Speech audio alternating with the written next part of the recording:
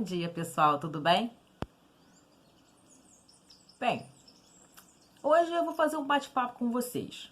Eu prometi a vocês que ia trazer, né, mais uma fase da Tarsila do Amaral, que seria a fase antropofágica. Só para relembrar, na fase pau-brasil, lá em 1926, a Tarsila do Amaral, ela teve a primeira exposição individual dela em Paris em 1926 e nesse ano também ela se casa com Oswald de Andrade. Só para lembrar mais ou menos onde a gente parou, tá? Então, em 1928, ela pinta o Abapuru, o divisor de águas entre essas duas fases da Tarsila do Amaral, a fase pau-brasil e a fase antropofágica. O Abapuru ela pintou para dar de presente para o maridão, o Oswald de Andrade, tá? De aniversário. E ele ficou assim maravilhado com essa obra. Gente, o Abapuru vai aparecer aí na tela para vocês. Ele tá aqui também atrás de mim, né? Eu pintei junto com um amigo, mas assim, nós fizemos em textura. Enfim, o Abapuru foi a obra que realmente motivou o Oswald de Andrade a fazer o manifesto antropofágico. E nesse período aí, as obras da Tarsila do Amaral evidenciavam a monumentalização e a redução de elementos. O que é isso, professora? Monumentalização? Redução de elementos? Bem, a monumentalização é difícil de falar mesmo, tá? A monumentalização vem de monumento, ou seja, a figura na obra é monumental, ela ocupa o espaço pictórico todo. E a redução de elementos é que há menos elementos na obra. Na fase pau-brasil, nós vimos que ela pintava quadros que evidenciavam o urbano, evidenciava as coisas do Brasil, né, as identidades populares do Brasil, mas estava tudo ali junto. Era poste, ponto, vagões de trem, prédios, né? Isso tudo contrapondo-se a casinhas, a igrejinhas, as vegetações arredondadas. Eram muitos elementos numa obra só. Nesse período antropófago, ela simplesmente reduz o número de elementos na obra de arte, né? Mas o que significa Abaporu? Homem que come gente.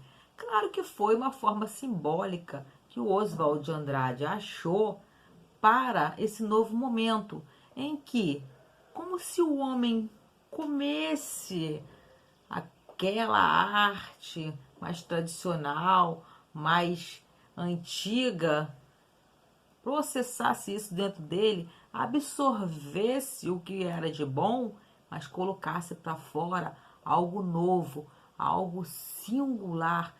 Seria a devoração simbólica do outro, para que a partir da absorção de suas qualidades essenciais pudéssemos produzir algo novo e singular.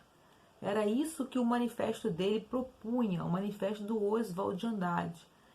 Então, o Abapuru foi o marco dessa época. E vamos falar um negócio, é a obra de arte mais valiosa do Brasil atualmente, tá? Então, gente, nós precisamos evidenciar isso, porque a gente fala tanto de Mona Lisa, a gente fala tanto de O Grito, a gente fala tanto de Picasso, de Van Gogh. Eu vejo muito na internet as pessoas colocando obras de todos esses pintores, as melhores obras, as obras mais famosas. Não que elas não sejam boas, não que elas não sejam interessantes, mas eu fico procurando na relação Tarsila do Amaral, Anita Malfatti, e eu não vejo, as pessoas não listam o Abapuru como uma obra muito importante dessa fase da arte brasileira. E simplesmente essa obra ela foi adquirida por 1,3 milhão em Nova York pelo empresário Eduardo Constantino. E hoje essa obra ela está no Museu Latino-Americano de Buenos Aires, o MALBA. Inclusive eu estive lá, tirei foto com o Abapuru, Tava lá bonitinho. Mas o Abaporu já foi emprestado para exposição lá em São Paulo, já foi emprestado para exposição no Planalto, lá em Brasília, no governo da Dilma, né? Que eles fizeram lá uma exposição de obras de mulheres e a Tarsila do Amaral, então, estava presente pela obra Abaporu. Então, ele empresta, né, essa obra para alguns lugares que fazem exposições relativas ao Brasil. Ele sempre empresta, mas a pergunta que não quer calar: por que na época que essa obra foi vendida, foi uma pessoa simplesmente de fora que comprou a obra? Porque, segundo o próprio empresário Eduardo, ele disse que ninguém se mostrou interessado na obra, nenhum empresário brasileiro, e ele arrematou. E essa obra hoje está avaliada num valor muito alto. Então é o nosso símbolo, sim, símbolo da fase antropofágica da Tarsila do Amaral, e nós devemos valorizar isso.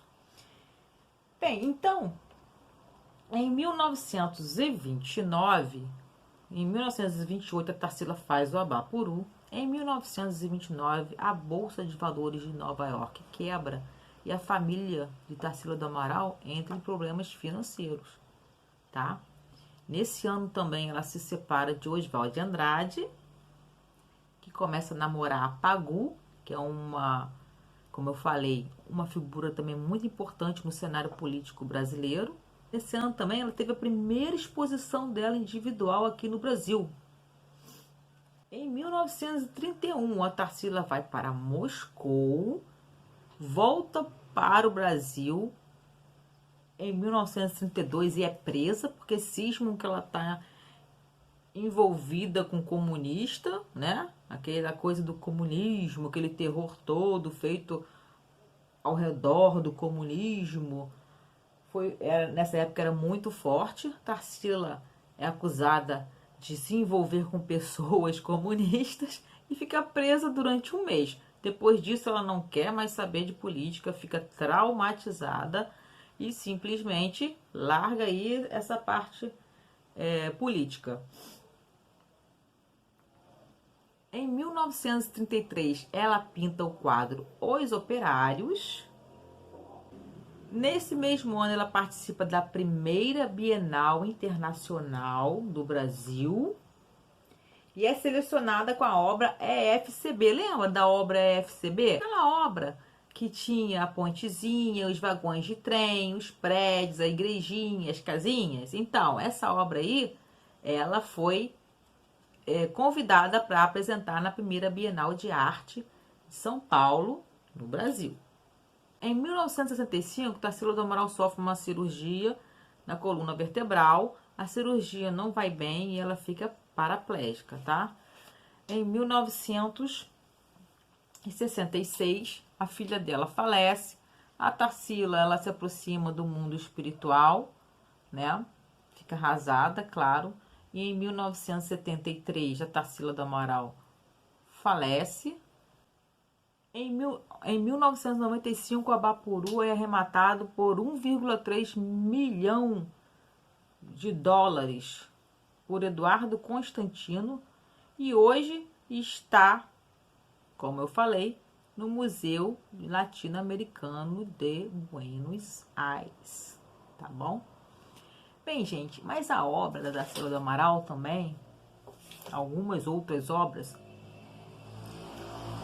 era evidente o surrealismo também presente nessas obras. Nós temos o sol poente, nós temos a floresta e nós temos a lua. Em 1929, Tarsila do Amaral pinta Antropofagia, uma tela que reunia a negra e o Abaporu na mesma tela.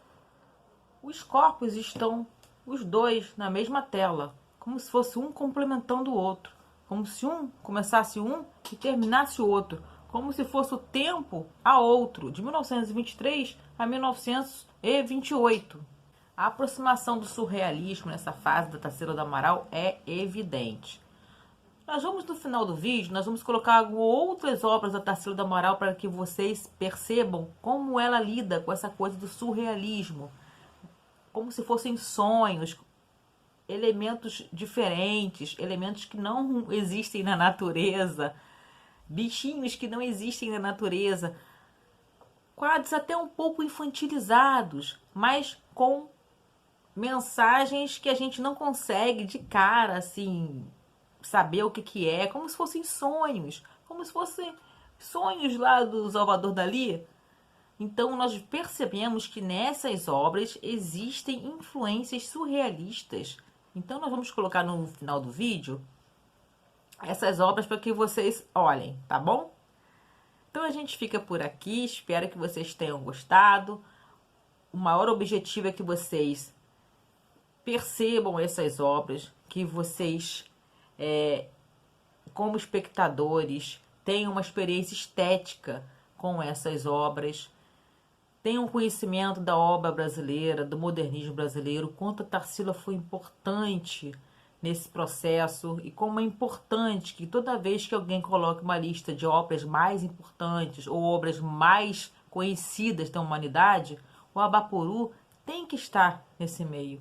Tarsila do Amaral tem que estar, Anita Malfatti tem que estar, Di Cavalcanti tem que estar.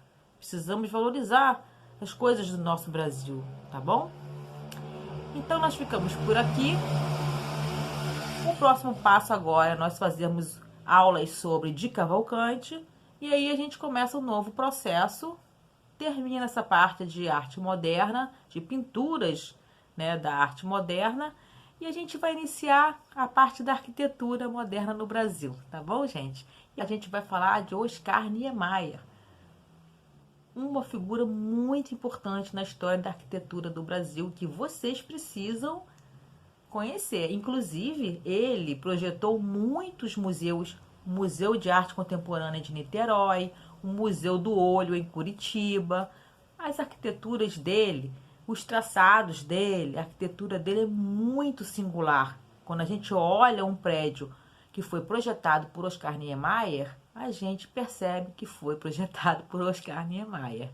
Então, depois de Di Cavalcanti, a gente vai entrar nessa parte da arquitetura moderna no Brasil, nosso querido Oscar Niemeyer, tá bom? Um forte abraço, fiquem com Deus e até a próxima aula.